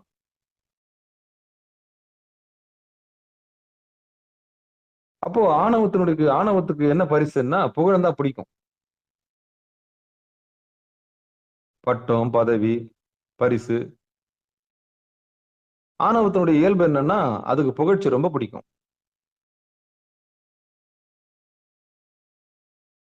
அப்ப இதுல இருந்து மீள்றது எப்படின்னா, குருநாதருடைய தயவுல இந்த தன்முனைப்புல இருந்து மீண்டு வரணும். இந்த நான் என்கிற நிலைமையிலிருந்து தான் என்கிற நிலைமையிலிருந்து மீண்டு வரணும். அப்ப நான் என்கிற நிலைமையிலிருந்தும் தான் என்கிற நிலைமையிலிருந்தும் மீண்டு வருவதற்கு குருநாதருடைய கருணை தேவைப்படுகிறது. கலங்கமுள்ள ஒரு உயிர் நானாகவும் தன்னை தானாகவும் பாவித்துக் கொண்டு நொந்து நூலாகி ஆசைப்பட்டு துன்பத்துக்கு ஆளாகி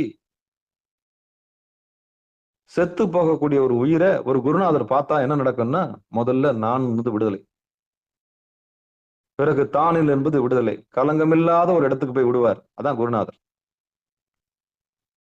நீ அதுவாகவே இருக்கிறாய், நீ இறை சொரூபமாக இருக்கிறாய், தேவையில்லாத விஷயங்களுக்காக ஆசைப்பட்டு இப்படி ஆயிட்டியப்பா, தேவையில்லாத விஷயங்களுக்கு ஆசைப்பட்டு உன் எனர்ஜி இப்படி லாஸ் ஆக்கிட்டே சாமி, நிலையில்லாத பொருளுக்காகவே வாழ்நாள்ல ஓடி இருக்கியப்பா, இதுவாகணும் அதுவாகணும்னு சொல்லி வாழ்நாள்ல எதுவும் ஆகாம போயிட்டியப்பா,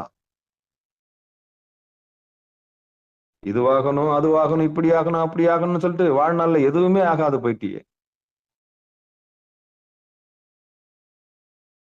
அப்போ கலங்கமில்லாத நிலையில இறை சொரூபமாக இருந்த ஒரு ஆன்மா எப்போ கலங்கம் உண்டாச்சோ அப்போ தான் வந்துருச்சு, நான் வந்துருச்சு.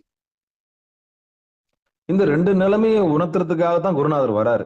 நீ அதுவா தாண்டா இருக்கிற, நீ ஒன்னும் ஆணியே புடுங்க வேணாம், நீ இறைவனா தான் இருக்கிற, ஆனா உன் நிம்மதி எதால கெடுதுன்னு மட்டும் பாரு. தேவையில்லாத எண்ணங்களை நல்லா கவனி. முதல்ல உடம்புன்னா என்ன, பிறகு மனசுனா என்ன, அப்புறம் உயிர்னா என்ன, பதினா என்ன, பசுன்னா என்ன, பாசம்னா என்ன அப்படின்னு புரிய வைக்கிறது தான் குரு. இப்படி தெளிய வைக்கிறவர் தான் குரு. உனக்கு ஒன்னிலிருந்து விடுதலை வாங்கி தராரு, உடம்புகிட்ட இருந்து விடுதலை வாங்கி தராரு, மனசுகிட்ட இருந்து விடுதலை வாங்கி தராரு. இவங்க ரெண்டு பேரும் ஆபத்தானவனுங்க. அடிய முடியும் காண முடியாம தவிச்சானுங்கல்ல இவங்க ரெண்டு பேரும். நான் என்ற திமிர்னாலையும் தான் என்ற திமிர்னாலையும் இறைவனை பார்க்க முடியாது இல்ல.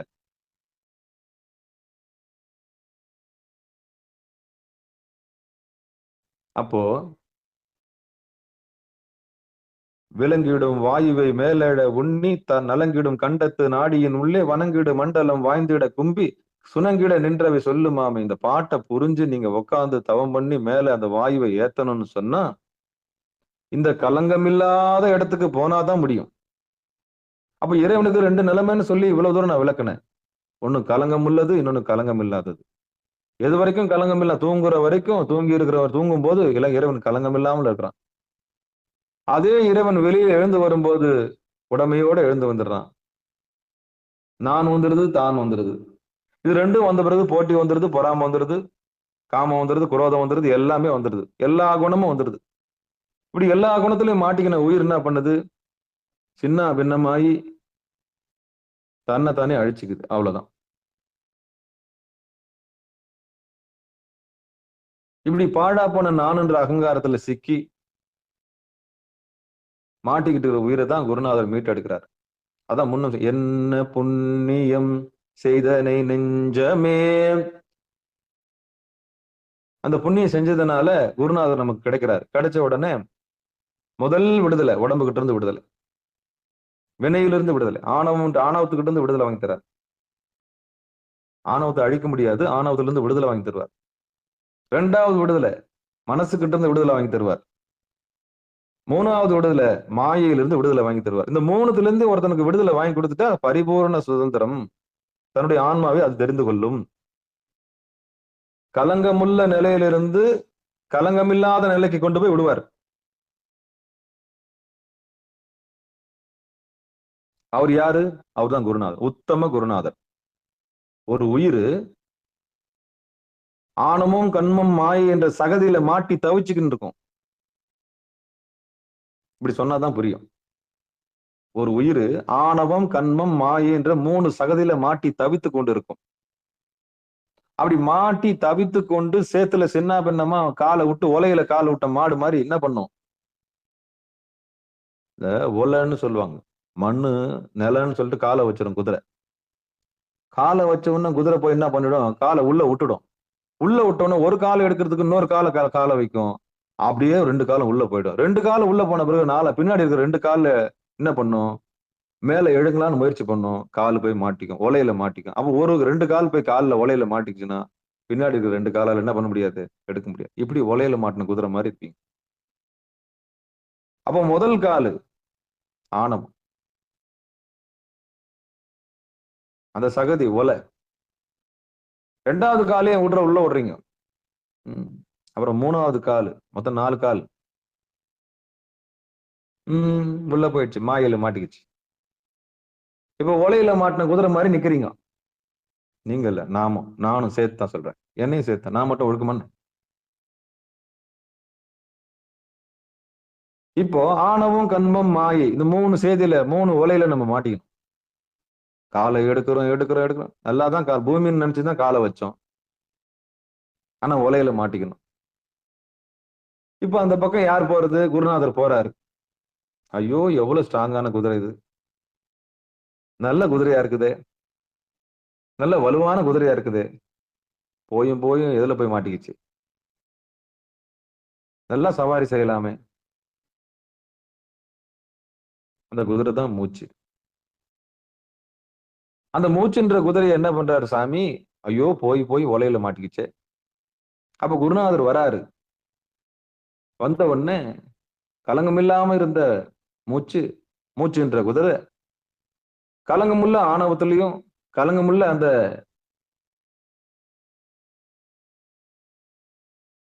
கண்மத்திலையும் கலங்கமுள்ள அந்த மாயிலையும் போய் சிக்கி தவிக்குதே அப்படின்னு குருநாதர் இரக்கம் காமிக்கிறார். அப்ப சொல்றாரு, இது ஒலமா, இதுல நீ தலையை விட்டா, இதுல காலை விட்டா உன்னால என்ன பண்ண முடியாது? ஒருபோதும் மேல முடியாது. மண்ணாதான் போன நீ. அப்போ ஒலையில காலை விட்ட குதிரையை போல தவிக்கிற நம்மள குருநாதர் வந்து அப்படியே லாபகமா பிடிச்சு தூக்குறாரு. அப்ப முதல் தூக்குதல் ஆணவத்திலிருந்து விடுதலை தராரு. 2வது தூக்கு, அது முதல் காலத்தை எடுத்து வைக்க, அந்த முதல் காலை எடுத்து வைக்கிறதுக்கு உதவி செய்யறாரு. அதான் ஆணவத்திலிருந்து விடுதலை. அப்புறம் 2வது காலை எடுத்து வைக்கிறதுக்கு முயற்சி பண்றாரு. அதான் கண்மத்திலிருந்து விடுதலை. அப்புறம் 3வது கால் போய் சிக்கிக்கிச்சு இல்லையா? ஒரு கால் மேல, அதுதான் மாயை. இது 3த்துல இருந்து எடுத்து விட்டோம்னா அந்த குதிரைக்கு ரொம்ப சந்தோஷம். அதுதான் மூச்சு. அப்பாடி, நிம்மதி பெருமூச்சு. அப்போ குருநாதருடைய தயவு இல்லைன்னா இந்த ஒலையில மாட்டின குதிரை மாதிரிதான். இன்னைக்கு இப்படித்தான் அந்த உயிர்லாம் எப்படி தவிக்குதுன்னா, உயிர் எப்படி தவிக்குது? இந்த ஒலையில மாட்டின, சேத்துல மாட்டின இந்த குதிரை மாதிரி இந்த பாழா போன உலகத்துல மாயையெல்லாம் நம்பி நிலையில்லாததெல்லாம் தேடி, நிலையில்லாததெல்லாம் நிலையானது நம்பி ஒலையில காலை விட்ட குதிரையை மாதிரி எல்லாம் பரிதவித்துக் கொண்டிருக்கிறது. இப்படி பரிதவித்துக் கொண்டிருக்கிற குதிரையை பார்த்து அந்த குதிரை சவாரி செய்யற இறைவன் இறங்கி வரான். யாரு குதிரை மேல யாரு வருவாங்க? பாண்டிய மன்னன் வருவான், சிவபெருமான் தான் வருவான். நரியை குதிரை நரியை பாட்டு ஒன்று இருக்குல்ல, நல்ல பாட்டு. நரியை குதிரை பரியாக்கி ஒரு பாட்டு இருக்குல்ல. அப்ப அந்த வேதியின் வினை செய்யறவன் வந்தாதான் அந்த கலங்கமுள்ள நிலையிலிருந்து நம்மள கலங்கமில்லாத இடத்துக்கு கொண்டு வர முடியும். நம்ம எல்லாம் தவிக்கிறோம். பந்தத்துல விழுந்து, அதான் ஓலப்பானையில இந்த ஒலையில விழுந்த குதிரை மாதிரி நம்ம எல்லாம். இந்த உலகம்ன்ற ஒலப்பானையில காலை விட்டுட்டு, மனன்ற சகதியில காலை விட்டுட்டு, எடுக்கவும் முடியாம தவிச்சுக்கிட்டு இருக்கிற நமக்கு குருநாதர் வந்து என்ன பண்றாரு? ஐயோ, இப்படி நல்லா நல்ல நல்ல நல்ல குதிரை போய் இப்படி மாட்டிக்கிச்சே அப்படின்னா அதை பக்குவமா எடுத்து விடுறாரு. அப்படி பக்குவமா எடுத்து விடும்போது விடுதலை. முதல்ல ஆணவத்திலிருந்து விடுதலை, அந்த சகதியிலிருந்து விடுதலை, பிறகு கண்மத்திலிருந்து வினையிலிருந்து விடுதலை, பிறகு மாயிலிருந்து விடுதலை, பிறகு குதிரை சும்மா சவாரி நல்லா செய்யும். அதான் வாசி யோகம். அந்த மூச்சு இதுக்கப்புறம் ஃப்ரீயா போய் வரும். அப்ப இந்த 3 விடுதலையை பெற்று தரக்கூடியவர் தான் குருநாதர். அப்ப இப்ப சொல்லுங்க, குரு அருள் இல்லைன்னா திருவருள் இல்லை. அப்ப பாழா போன மூச்சு, பாழா போன இந்த குதிரை இந்த உலகன்ற ஒலையில போய் விழுந்து அதுவாகணும், இதுவாகணும், இப்படி ஆகணும், அப்படி ஆகணும் போய் ஆசைப்பட்டு கடைசியில செத்து சுடுகாட்டுக்கு தான் போகும். அப்ப குருநாதர் வராரு. அப்ப அந்த ஒலையில விழுந்த குதிரையை பார்க்கிறார். அதான் என்ன புண்ணியம் செய்தனை நெஞ்சமே இருங்கடல் வையத்து முன்னம் நீ புரி நல்வினை பயனிடை முழுமணி தரளங்கள் மண்ணு காவிரி சூழ்திரு வல்லம் சுழி வானனை வாயார பன்னியாதரித்து ஏத்தியும் வழிபடும் அதனாலே.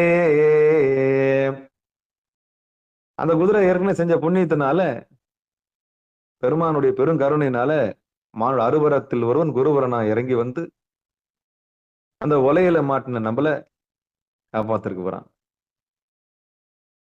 அப்படி வந்தவன் முதல் காலை விட்டு சேத்துல எடுக்க முடியாம தவிச்ச உடனே அந்த காலை எடுக்கிறதுக்கு இன்னொரு காலை வச்சப்பார். அந்த காலம் போய் மாட்டிக்கிச்சு இல்ல சேத்துல. அந்த 2 காலம் மாட்டின உடனே 3வது காலையும் உள்ள வச்சு அதுவும் மாட்டிக்கிச்சு இல்ல. அவ்வளவுதான். அப்படி 3 காலை விட்டு மாட்டிக்கின சேத்துல மாட்டின அந்த குதிரை என்னதான் வலுவான குதிரையா இருந்தாலும் ஒலையில மாட்டினதானே. அப்போ குருநாதர் வந்து இந்த முதல் காலை எடுத்து விடுவார். ஆணவத்திலிருந்து விடுதல். அப்ப 2வது காலை எடுத்து விடுவார். கண்மத்திலிருந்து விடுதலை, வினையிலிருந்து விடுதலை. அப்புறம் 3வது காலை எடுத்து விடுவார். அதை எடுத்து விட்ட உடனே உனக்கு மாயிலிருந்து தெளிவு வந்துடும். அப்புறம் அப்போ அப்படின்னு பெருமூச்சு விடுவேன். இதுதான் பரிபூரண விடுதலை. அந்த குதிரை ஓடி பார்க்கும், துள்ளி குதிச்சு பார்க்கும். ஏன்னா இவ்வளவு நாள் ஒலையில மாட்டிருந்தது இல்ல. அந்த ஒலையில மாட்டின குதிரைக்கு எப்படி இருக்கும் இப்போ? எப்பா இனி நான் மறந்து போய் கூட ஆசைப்பட மாட்டேன்டாப்பா. எதுக்கு ஆசைப்படுவானு மாட்டிக்குவானே.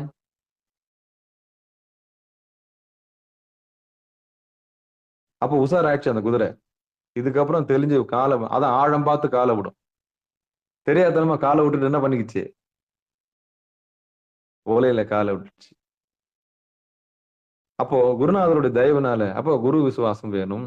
அப்ப கலங்கம் இல்லாத இருந்த இறைவன் கலங்கம் இல்லாத போல ஆகும் பொழுது இந்த மாட்டிக்கொண்ட குதிரையை போல ஆகின்றான். அப்படி மாட்டிக்கொண்ட இந்த குதிரையில மாட்டினவன் இந்த உலையில மாட்டின குதிரை மாதிரி இருப்பான். அப்போ கலங்கமுள்ள இறைவனுக்கும் கலங்கம் இல்லாத இறைவனுக்கும் வித்தியாசம் நல்லா புரிஞ்சுக்கணும். அப்படி சிக்கி தவிக்கிற உயிருக்கு தான் குருநாதர் தேவைப்படுறார்.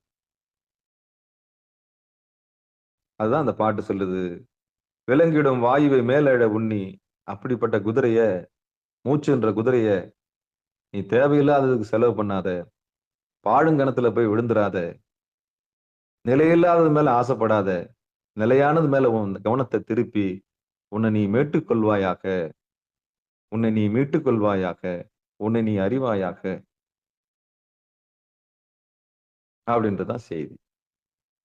அதுக்கு ஏமம், நியமம், ஆசனம், பிராணாயாமம், பிரத்யாகாரம், தாரணை, தியானம், சமாதி 8 ரூல் இருக்கு. இல்லைன்னு சொல்லல. குரு பார்க்க கோடி புண்ணியம், அவ்வளவுதான். கோடி நன்மை, அவ்வளவுதான். குரு உங்களை பார்த்துட்டாருன்னா முடிஞ்சு போச்சு. நீ எப்பேற்பட்ட சிக்கல் இருந்தாலும் உனக்கு விடுதலை, அவ்வளவுதான். அதனாலதான் சொல்றேன், அடியார் நடுவில் இருக்கும் அருளை பெறணும். அப்ப அந்த உலையில விழுந்த குதிரை மாதிரி இருக்கிற நம்மள குருநாதர் தயவோடு நம்மளை காப்பாத்துறாரு. அதான் குரு இல்லாத வித்தை பாழ். இந்த உலகம் ஒரு மருத்துவமனை, இது சாக்காடு, இது ஒரு சகதி, இது ஒரு சேரு. ஆனா புனிதமானது. யாருக்கு? ஒட்டி ஒட்டாம வாழறவங்க புனிதமானது. மண்ணில் நல்ல வண்ணம் வாழலாம். எப்போ? கொலப்பான எதுன்னு தெரியாம, ஓலை எதுன்னு தெரிஞ்சுங்கன்னா மண்ணில் நல்ல வண்ணம் வாழலாம். இது செஞ்சா இது விளையும், இது செஞ்சா இது நடக்கும்னு தெரிஞ்சு போச்சுன்னா எட்ட ஒதுங்கிடணும், அவ்வளவுதான். அப்ப கலங்கம் உள்ளது, கலங்கம் இல்லாதது. கலங்கமுள்ள ஒரு நிலையிலிருந்து கலங்கம் இல்லாத நிலைக்கு குருநாதர் நம்மள போய் விட்டாருன்னா தெளிவு. தெளிவு குருவின் திருமேனி காண்டல், தெளிவு குருவின் திருவார்த்தை கேட்டல், தெளிவு குருவின் திருநாமம் செப்பல், தெளிவு ஒரு குரு சிந்தித்தல் தான். அப்ப ஒரு குருடன் இன்னொரு குருடனுக்கு வழிகாட்ட முடியாது. ஒரு குருடன் இன்னொரு குருடனுக்கு வழிகாட்ட முடியாது. அவனும் நரகத்துக்கு போவான், நீயும் நரகத்துக்கு போவ. அவனே ஓலப்பானையில விழுந்துட்டான், அவனே ஓலையில விழுந்துட்டான், அவன் எப்படி உன்னை தூக்குவான்? நான் கேக்குறேன். ஆனா போலி வேஷம் போட்டுக்கிறான். அவனே இன்னும் ஓலையில இருந்து கால் எடுக்க முடியாம தவிக்கிறான். அவன் எப்படி உன்னை காப்பாற்ற முடியும்? அதான் ஒரு குருடன் இன்னொரு குருடனுக்கு எப்படி? அப்ப குருடன் சேர்ந்து கூட்டாட்டம் அந்த மாதிரி தான். அப்ப உண்மையான விடுதலை எப்படி கிடைக்கும் உனக்கு? There is no chance to freedom from your body and mind, your soul.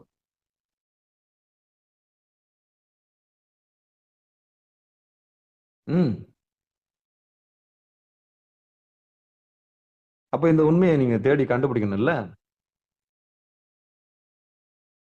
அப்ப உண்மைக்கும் போலிக்கும் வித்தியாசம் தெரியணும்ல. யார் நம்மளை காப்பாத்துவாங்க, யார் நம்மளை காப்பாற்ற மாட்டாங்கன்னு, யார் நம்மளுக்கு விடுதலை தருவாங்க. அப்போ பாக்குறதெல்லாம் தோற்றத்தை பார்த்து நம்பிடக்கூடாது.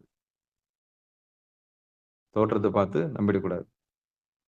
அவன் உண்மையிலேயே இந்த உலையில இருந்து மீண்டு வந்துட்டானான்னு பார்க்கணும், இல்ல நடிக்கிறானான்னு பார்க்கணும். நல்லா தாடி வச்சிருப்பான், நல்லா முடி வச்சிருப்பான், நல்லா ருத்ராட்சம் போட்டிருப்பான், திருநீர்லாம் பூசிருப்பான், அவன் ஒலப்பான்ல வந்துட்டு இருப்பான். எப்படி கண்டுபிடிக்கிறது? குருநாதரை வச்சுதான் கண்டுபிடிக்கும். கலங்கம் உள்ள இறைவன், கலங்கம் இல்லாத இறைவன். அப்ப கலங்கம் உள்ள இடத்துல இருந்து கலங்கம் இல்லாத இடத்துக்கு கொண்டு போற அந்த குருநாதரை கண்டுபிடிச்சு, இந்த வாசின்ற மூச்சு, அந்த மூச்சுன்ற குதிரையை பாழா போன ஆணவம், கண்மம், மாய் என்ற சேத்துல விழுந்து சின்ன பண்ணமாக்காம நிலையில்லாத பொருள் மேல கரெக்டா பொருநடுவில் கொண்டு போய் நிறுத்தி, தொண்டை குழிக்கு மேல இருக்கிற உள்நாக்கு வழியா அந்த இடத்துல ஒருமுகப்படுத்த செய்யற ஒரு ஆற்றல் உங்களுக்கு கிடைச்சிருச்சுன்னா இனி எல்லாம் சுகம்தான். அப்ப அந்த குதிரை இனி போய் கீழே மாட்டிக்காது, கீழே போய் மாட்டிக்காது. இடுப்புன்றது ஒரு உலையில, வயிறுன்ற ஒரு உலையிலையும், மார்புன்ற உலையில போய் மாட்டிக்காது. இது மூணுத்தையும் கடந்து தொண்டைக்குடிக்கு மேல புருவனோட நின்றுச்சுன்னா உயிர் அவ்வளவுதான். அந்த குதிரை மேலே இதுதான் சேரமான் பெருமான் பயணிச்சார்.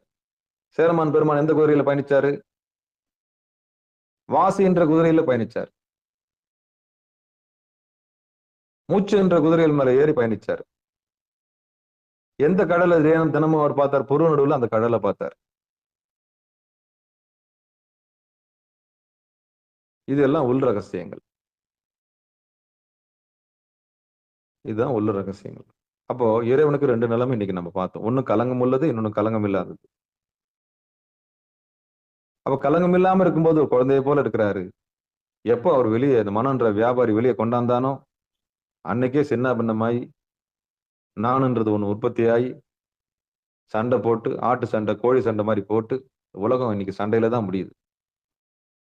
அப்போ இந்த நானுன்ற சண்டையிலையும் தானுன்ற சண்டையிலையும் ஒருபோதும் அதனால தான் அண்ணாமலையார் உதாரணம் சொல்லுவாங்க. நான் கொண்டும் தான் கொண்டும் பார்க்க முடியாதப்பா இறைவனே, உங்க சண்டை என்னைக்கு தான் முடியுதுன்னு தெரியலையே. இந்த வம்பு சண்டை என்னைக்கு தான் முடியும் தெரியல. அன்னைக்கு வரல முடியல. இன்னைக்கு வரல முடியல. இன்னைக்கும் நான் இருக்குது, இன்னைக்கும் தான் இருக்குது. இன்னைக்கும் அண்ணாமலையார் எழுந்து நின்று தான் இருக்கிறார் குருவா வந்து. யார் யாருக்கு உண்மை புலப்படுதோ அவங்க எல்லாம் அடங்கி நிக்கிறாங்க. அப்ப நான் கொண்டு தான் கொண்டு ஒரு மண்ணும் புடுங்க முடியாது, இந்த குதிரையை கொண்டாந்து மேல நிறுத்தணும் அப்படின்னு குருநாதர் வந்து உணர்த்தும் போதுதான் அண்ணாமலையார் தெரிகிறார். அது வரைக்கும் அண்ணாமலையார் தெரியறதே கிடையாது. அப்ப இன்னைக்கு ஒரு உண்மையை நம்ம தெரிஞ்சுக்கணும். இறைவனுக்கு 2 நிலைமை, கலங்கம் உள்ளது, இன்னொன்னு கலங்கம் இல்லாதது. கலங்கம் இல்லாமல் இருக்கும்போது இறை சுரூபமாக இருந்த இறைவன் மனம் என்ற வியாபாரி உற்பத்தியான பிறகு வம்பு வந்துருது. மனம் உற்பத்தி ஆன பிறகு நான் என்ற உடம்பு உற்பத்தி ஆயிடுச்சு. அப்ப ஆணவம் வந்துருச்சு. அப்ப தானும் நானும் வந்த பிறகு இந்த உலகத்துல போட்டி, பொறாமை, காம, குரோத, மோகம், லோபம், மதம், ஆச்சரிய, டம்பம் என்ற 8 விதமான சாக்காடு வந்துருது. ஒரு பேய் வந்துருது. இதெல்லாம் வந்த பிறகு உலகம் சண்டை போட்டு முடியல. அப்ப இந்த சாக்கடையில இருந்து மீட்டெடுக்கத்தான் குருநாதர் வராரு. அதான் ஓலப்பானையில விழுந்த அந்த ஓலையில விழுந்த குதிரையை நான் ஒரு உதாரணம் சொன்னேன். அந்த உண்மையை இன்னைக்கு நம்ம தெரிஞ்சுக்கணும். குருநாதர் வந்த உடனே ஐயோ பாழா போன அந்த குதிரை நல்ல வாட்டச்சாட்டமா இருக்குது, இது போய் நான் என்ற அகங்காரத்துல மாட்டின்னு முழிக்குது, நல்ல ஆத்மாவாச்சேன்னு சொல்லி அந்த குதிரைய நான்ன்றதுல இருந்து விடுதலை வாங்கி தராரு. அப்புறம் தான் என்ற கர்மாவில இருந்து விடுதலை வாங்கி தராரு. அப்புறம் மாயை என்ற அந்த மயக்கத்திலிருந்து விடுதலை வாங்கி தராரு. இப்படி விடுதலை வாங்கி தந்த உடனே அந்த மூச்சு, அந்த வாசி என்ற குதிரை நல்லபடியா மேலும் கீழும் போய் வருது. அதுக்கப்புறம் மூக்கு வழியா சுவாசம் பண்றதே கிடையாது. அப்புறம் உள்நாக்கு வழியா சுவாசம் பண்ணுது. இதுக்குதான் வாசி யோகம்ன்ற குதிரை. இதுலதான் சேரமான் பெருமான் பயணிச்சார். இந்த சத்தியத்தை சொல்லுகிறவன் தான் சிவாச்சாரியான். இந்த சத்தியத்தை சொல்றவன் தான் சிவாச்சாரியார்.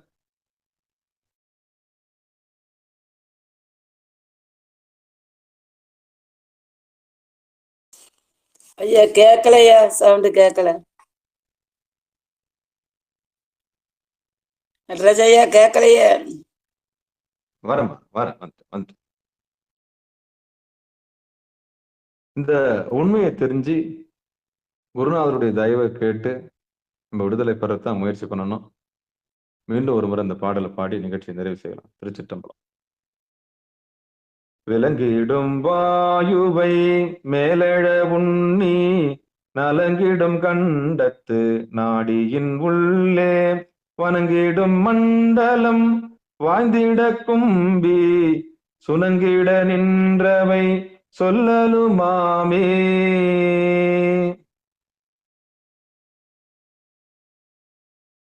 அப்போ வாயுவை, இந்த வாசி என்ற குதிரையை மேலே எழ நிறுத்தி கண்டத்தின் வழியா பயணிக்கிற கலையை குருநாதர்கிட்ட கத்துக்கிட்டு ஞான மண்டலம்னு சொல்லக்கூடிய புருவ நடுவுல அந்த குதிரையை நிறுத்தி மனம் ஒருமுகப்படுத்தி நிறுத்தம்னா அங்க சுனங்கிட நின்றவை சொல்லும் ஆமே. அப்ப மனம் ஒருமுகப்பட்டு நின்றுச்சுன்னா கேசர் என்ற சிங்கம் அங்க நிற்கும். அங்க ஆற்றலை நம்ம உணரலாம். நீ அதுவாகவே இருக்கிறா என்ற உண்மை வெளிப்படுன்ற ரகசியத்தை திருமந்திரம் நூல் நமக்கு சொல்லுது. அந்த அடிப்படையில இன்னைக்கு இந்த உண்மையை நம்ம தெரிஞ்சுக்கிட்டோம். பங்கெடுத்த அத்தனை உள்ளங்களுக்கும் மனமார்ந்த நன்றி சொல்லி நிகழ்ச்சியை இனிதான் நிறைவு செய்வோம். வாழ்த்து. மண்ணில் நல்ல வண்ணம் வாழலாம் வைகளும் எண்ணின் நல்ல கதைக்கு யாதும் ஒரு குறைவிலே கண்ணின் நல்ல அக்துரம் கழுமல வலநகர் பெண்ணின் நல்லாலோடும் பெருந்தகை இருந்ததே தனம் தரும் கல்வி தரும் ஒரு நாளும் தலைவரியா மனம் தரும் தெய்வ வடிவம் தரும் நெஞ்சில் வஞ்சமில்லா இனம் தரும் நல்லெண்ணெயெல்லாம் தரும் அன்பர் என்பவருக்கே கனம் தரும் பூங்குடலால் அபிராமி கடைக்கண்களே ஆறிரு தடந்தோல் வாழ்க அறுமுகம் வாழ்க வெற்பை கூறுசை தனிவேல் வாழ்க உக்குடம் வாழ்க செவ்வேல் ஏறிய மஞ்சை வாழ்க ஆனைதன் அணங்கு வாழ்க மாறிலா வள்ளி வாழ்க வாழ்க சீர் அடியார் எல்லாம் வான்மிகில் வழாது பெய்க மலிவலம் சுரக்க மன்னன் கோன்முறை அரசு செய்க குறைவிலாது உயிர்கள் வாழ்க நான்மறை அறங்கள் ஓங்க நற்றவம் வேள்வி மல்க மேன்மைக்குள் சைவ நீதி விளங்குக உலகமெல்லாம் மேன்மைக்குள் சைவ நீதி விளங்குக உலகமெல்லாம் மேன்மைக்குள் சைவ நீதி விளங்குக உலகமெல்லாம் என்று சொல்லி நிகழ்ச்சியை இனிதை நிறைவு செய்வோம். மீண்டும் இன்று மாலை 6 மணிக்கு பிறகு 8 மணிக்கு பிறகு 9:50 நிகழ்ச்சியில் சந்திக்கலாம் என்று சொல்லி விடைபெறுவோம். நன்றி, வணக்கம். அன்பர்களுக்கு ஆன்ம வணக்கம். நீங்கள் கேட்டுக்கொண்டிருந்ததும் பார்த்து கொண்டிருந்தும் சிகாரம் சைவ நெறி பாடசாலை என்கிற டெலிகிராம் சேனல் மூலம் ஒவ்வொரு நாளும் அதிகாலை 5:20 மணிக்கு திருநெறிய தமிழோசை என்கிற தலைப்பின் கீழே 12 திருமுறை பாராயணம் செய்து வருகிறோம். அந்த வகையில் சிவபெருமானுடைய பெரும் கருணையினாலே திருமூல நாயனார் இயற்றிய திருமந்திரம் என்கிற நூலிலிருந்து ஒரு நாளைக்கு ஒரு பாடல்ங்கிற வரிசையில் சிந்தித்து வருகிறோம். அந்த வகையில் நம்முடைய நிகழ்ச்சிக்கு வருகிற அந்த அத்தனை உள்ளங்களுக்கு மனமார்ந்த நன்றி சொல்லி நிகழ்ச்சியை இனிதை நிறைவு செய்வோம். நன்றிங்க. அனைவருக்கும் வணக்கம். திருச்சிற்றம்பலம், தில்லையம்பலம். நற்றுணையாவது நமச்சிவாயவே.